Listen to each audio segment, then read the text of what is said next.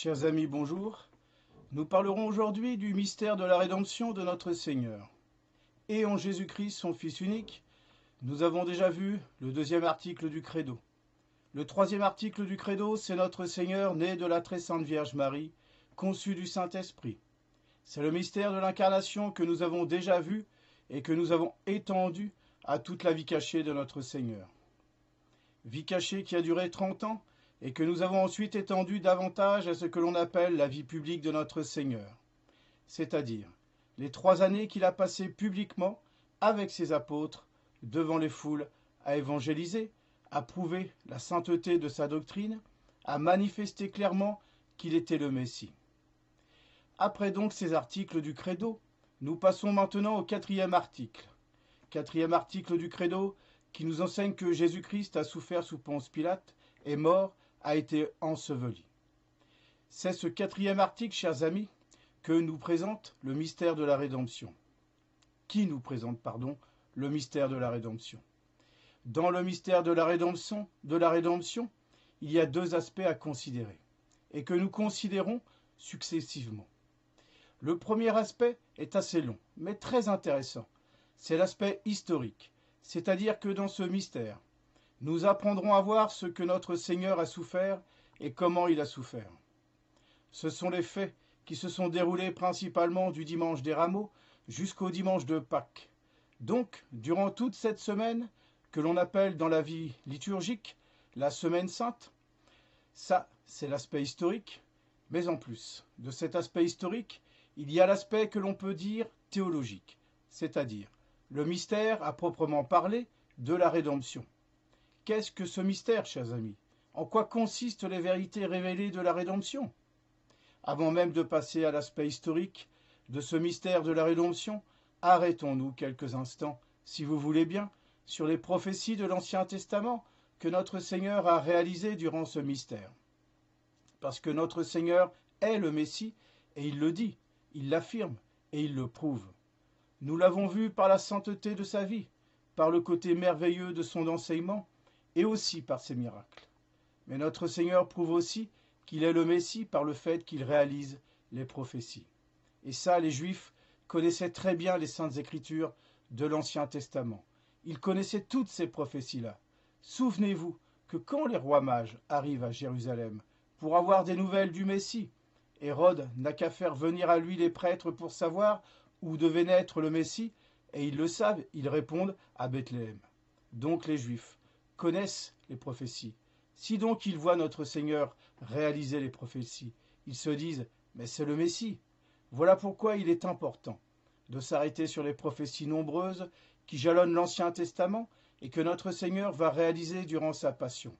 De telle sorte que les Juifs ne pouvaient pas ne pas savoir que notre Seigneur était le Messie attendu. De telle sorte donc que les Juifs, en refusant de voir que ces prophéties étaient réalisées, ces Juifs s'aveuglaient obstinément et volontairement. Alors ces prophéties sont répandues un peu partout dans l'Ancien Testament. Il y a tout d'abord les prophéties qui manifestent les circonstances de l'arrestation de notre Seigneur Jésus-Christ et même de ce qui précède la Passion. Par exemple, il y a cette prophétie de Zacharie, du prophète Zacharie dans l'Ancien Testament, qui concerne l'entrée triomphale à Jérusalem, le jour des Rameaux. Sois comblé d'allégresse, dit le texte, sois comblé d'allégresse, fille de Sion, pousse des cris de joie de Jérusalem. Voici que ton roi viendra à toi, juste et sauveur lui-même, pauvre et monté sur une ânesse et sur le poulain de l'ânesse. Et notre Seigneur va réaliser cette prophétie. L'Ancien Testament préfigure et annonce plutôt que notre Seigneur sera une victime, chers amis. Le Seigneur a mis sur lui toutes les iniquités, c'est Isaïe qui dit ça au chapitre 53. C'est un chapitre messianique, puisque Isaïe, on a l'impression qu'il a vu le Messie. Voici ce que dit encore Isaïe dans le même chapitre. Il a vraiment lui-même pris nos longueurs et il a porté lui-même nos douleurs. Il y a aussi un psaume qui annonce par avance la trahison de Judas. L'homme de ma paix, dit le psaume, en qui je me suis confié et qui mangeait de mon pain, a fait éclater sa trahison contre moi. Et qui mangeait de mon pain, c'est-à-dire qui vivait avec moi. En latin, compagnon, c'est cela, manger à la même table, manger le même pain. C'est Judas qui a fait éclater sa trahison contre moi. Et d'ailleurs, on trouve encore dans le prophète Zacharie, cette fois c'est une autre prophétie qui concerne Juda. Ils pèseront ma récompense, 30 pièces d'argent. Et il y a même cette prophétie après la trahison de Juda qui concerne l'achat du champ. Je pris les 30 pièces, dit toujours le prophète Zacharie, et je les ai jetées dans la maison du Seigneur au potier. C'est pour l'achat du champ. Concernant l'agonie de notre Seigneur, chers amis, on trouve cette prophétie dans le livre des psaumes encore. Mon cœur s'est troublé au-dedans de moi et la frayeur de la mort est venue fondre sur moi. La crainte et le tremblement m'accablent et j'ai été recouvert de ténèbres. Voici ce que dit donc le psaume. Frappe le pasteur, dit Zacharie, et les brebis seront dispersées. On voit là la prophétie de la dispersion des apôtres au moment de l'arrestation de notre Seigneur Jésus-Christ. Plus tard, encore, des témoins se sont levés contre moi, mais l'iniquité a menti contre elle-même. Cette prophétie-là encore, d'un psaume manifeste, que l'on a fait venir contre notre Seigneur, des témoignages, et aucun ne s'accordait entre eux. Il demeurera dans le silence, dit Isaïe, sans ouvrir la bouche, comme un agneau muet devant celui qui le tond. Et là, on a la prophétie du silence de notre Seigneur, silence éloquent s'il en est. Les moqueries aussi, et tous les outrages, chers amis, on les trouve particulièrement dans Isaïe. On en trouve dans les lamentations aussi. Je suis devenu le sujet de leur raillerie, dit l'Ancien Testament. Il tendra la joue à celui qui le frappera. Il sera rassasié d'opprobre. J'ai abandonné mon corps à ceux qui me frappaient et mes joues à ceux qui m'arrachaient le poil de la barbe. Je n'ai pas détourné mon visage de ceux qui me couvraient d'injures et de crachats. On trouve des prophéties encore plus explicites sur la mort de notre Seigneur, sur sa flagellation, mais aussi sur son crucifixion, chers amis. Sur la flagellation, par exemple, nous l'avons considéré comme un lépreux frappé de Dieu parce qu'il était abîmé justement comme le lépreux. Cette peau qui s'arrache à cause de la flagellation. Il a été blessé à cause de nos iniquités et nous avons été guéris par ses meurtrissures. Et puis alors, le très célèbre psaume 21, celui qui nous décrit tellement bien la passion de notre Seigneur et que notre Seigneur d'ailleurs entonnera sur la croix. On le verra. Ils ont percé mes mains et mes pieds, ils ont compté tous mes os. Alors, compter tous mes os, ici, cela veut dire qu'ils n'ont brisé aucun de mes os. C'est ce qui s'est passé. J'ai été percé de ces plaies que j'ai reçues dans la maison de ceux qui m'aimaient. Il a livré son âme à la mort et il a été mis au nombre des scélérats parce qu'il a porté les péchés de plusieurs. Et puis le psaume 21 dit encore ailleurs, tous ceux qui m'ont vu se sont moqués de moi, ils ont secoué la tête en disant, il a espéré au Seigneur qu'il le délivre, qu'il le sauve puisqu'il l'aime. Toujours le psaume, cette fois, ça n'est plus le psaume 21, mais c'est un autre psaume qui annonce « Ils m'ont donné pour nourriture du fiel, et dans ma soif ils m'ont abreuvé de vinaigre. Ils se sont partagés mes vêtements, et cette fois c'est encore le psaume 21, et ils ont jeté le sort sur ma robe. » C'est le prophète David dans l'Ancien Testament, c'est-à-dire bien longtemps avant la venue de notre Seigneur, qui annonce cela. Et puis un autre prophète de l'Ancien Testament, Amos, annonce les ténèbres qui vont se répandre sur la terre au moment de la mort de notre Seigneur. Et il arrivera en ces jours-là, dit le Seigneur, que le soleil se couchera en plein midi. Et je ferai que la terre se couvrira de ténèbres lorsqu'elle devait être pleine de lumière. Mon Dieu, pourquoi m'avez-vous abandonné ? C'est le début du psaume 21.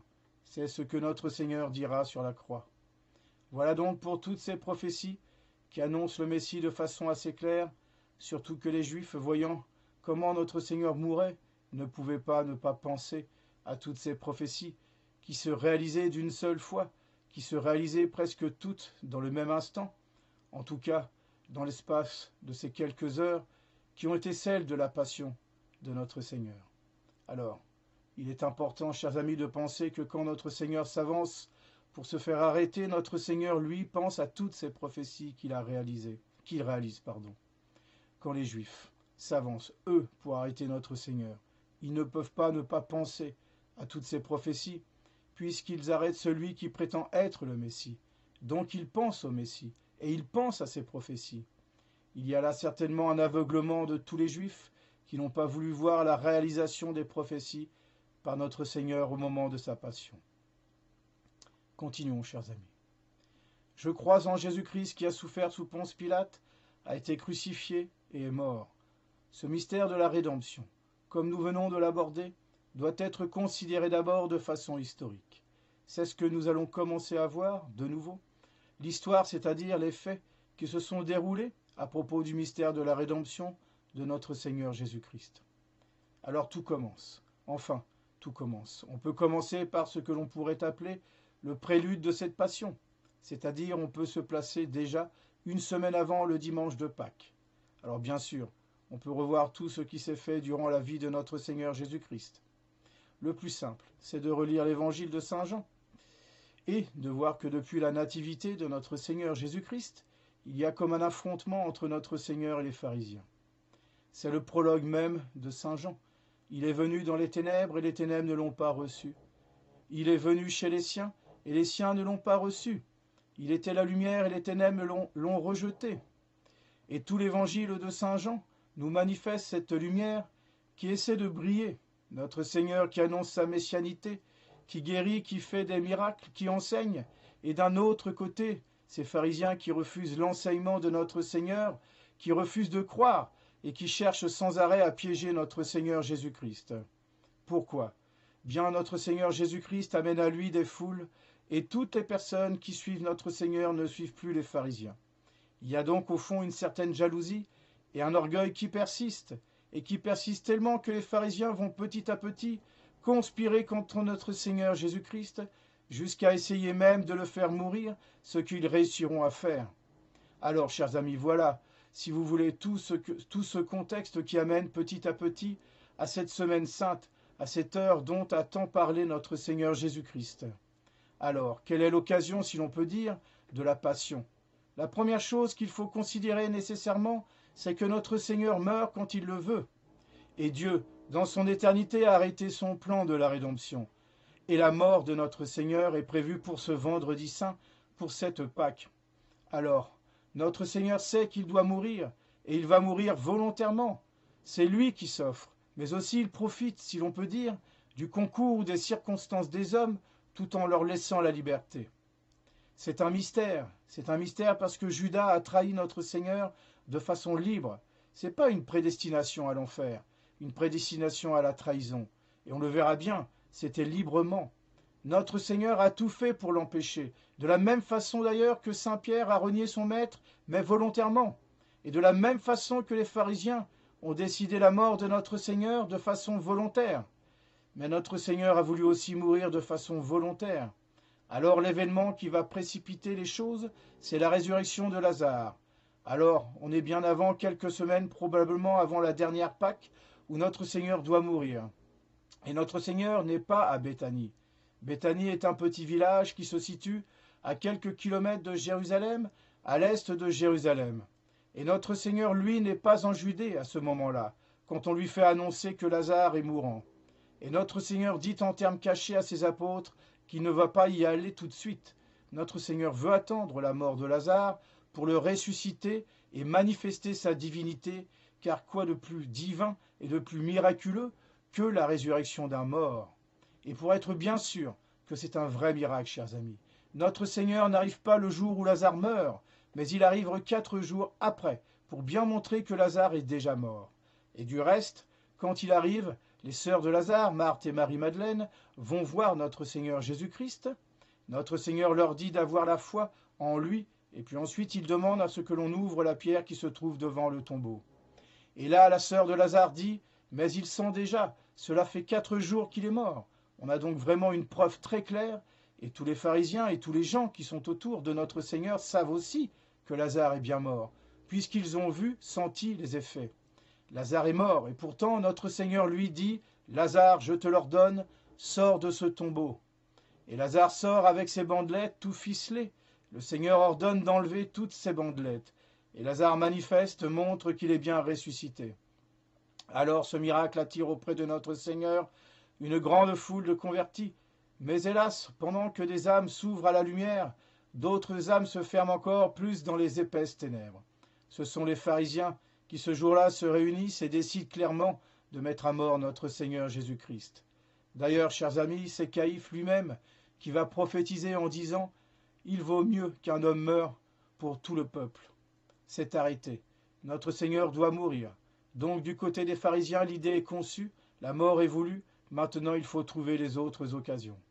Alors les autres occasions, c'est la première d'ailleurs, c'est Judas qui va la donner. Parce que les pharisiens, voyant la Pâque approcher, se disaient « Attendons que les fêtes soient passées ». Parce que pour la Pâque, les Juifs montaient à Jérusalem, et ils étaient donc nombreux dans la ville. Et pour éviter qu'il y ait vraiment un scandale et que les foules soient soulevées contre les pharisiens, on voulait attendre que la Pâque fût passée afin d'arrêter notre Seigneur et de le faire mourir, j'allais dire, presque incognito, chers amis, sans bruit, en tout cas sans qu'il y ait de soulèvement du peuple. Mais notre Seigneur ne l'entendait pas ainsi. Il voulait réaliser toutes les figures de l'Ancien Testament. Il devait mourir un jour de Pâques, réalisant la figure de l'agneau pascal, immolé pour faire sortir le peuple de la servitude, ici du péché. Enfin, très clairement, dans la tête des pharisiens, on attend que les fêtes soient passées et après on se débrouille pour arrêter notre Seigneur, le livrer et le condamner à mort. Simplement 8 jours. 8 jours avant Pâques, c'est-à-dire le samedi qui précède les rameaux, notre Seigneur est à Béthanie, dans ce petit village, donc à quelques stades de Jérusalem, chez Simon le lépreux, chez qui il était allé d'ailleurs auparavant. On est le soir, il mange. Et souvenez-vous la dernière fois qu'il est allé chez Simon, qu'on le lit, du moins dans l'Évangile, c'est cette fois où Sainte Marie-Madeleine s'était convertie. Elle était rentrée pécheresse, elle était allée aux pieds de notre Seigneur Jésus-Christ, elle avait pleuré ses péchés sur les pieds de notre Seigneur, elle avait ensuite essuyé les pieds de notre Seigneur. Mais notre Seigneur, voyant le cœur de Marie-Madeleine, avait fait la leçon à Simon, avait mis en valeur l'amour que Marie-Madeleine lui portait, puis avait ensuite pardonné les péchés de Marie-Madeleine, c'était sa conversion. Cette fois, chers amis, nous sommes encore chez Simon le lépreux, et Marie-Madeleine vient. Elle aime notre Seigneur Jésus-Christ. C'est une de ces femmes qui sont aux côtés de notre Seigneur et qui le servent. Elle vient comme la dernière fois pour arroser les pieds de notre Seigneur, mais cette fois dans un art, d'un parfum, d'un art subtil, odoriférant, bon et en même temps cher. Elle casse ce vase d'albâtre et on verse le parfum sur les pieds de l'un, et l'un des évangélistes dit même sur la tête de notre Seigneur. Notre Seigneur explique, chers amis, le geste à tout le monde, parce que, au moment où elle fait ça, Judas, qui était l'économe et qui déjà dans son cœur était avare, voit ce parfum répandu inutilement, juste-il, et dit « On aurait pu le vendre, gagner de l'argent et le donner aux pauvres. » Mais Saint Jean ajoute bien dans l'Évangile, il disait cela parce que dans son cœur, il avait conçu déjà l'avarice. Et alors quand Judas dit que l'on aurait pu gagner de l'argent pour le donner aux pauvres, notre Seigneur explique le geste de Sainte Marie-Madeleine en disant à Judas, « Des pauvres vous en aurez jusqu'à la fin du monde, tandis que moi vous ne m'aurez pas jusqu'à la fin du monde. » Ce qu'elle vient de faire préfigure, dit notre Seigneur, ma sépulture. Et là, notre Seigneur annonce de façon cachée sa mort sur la croix et sa sépulture. Judas, qui n'apprécie pas la remarque, décide à ce moment-là de trahir notre Seigneur et de le vendre. Voilà, chers amis, la prochaine fois, nous continuerons de parler du mystère de la rédemption. Je vous souhaite à chacun un bon courage et vous dis à bientôt.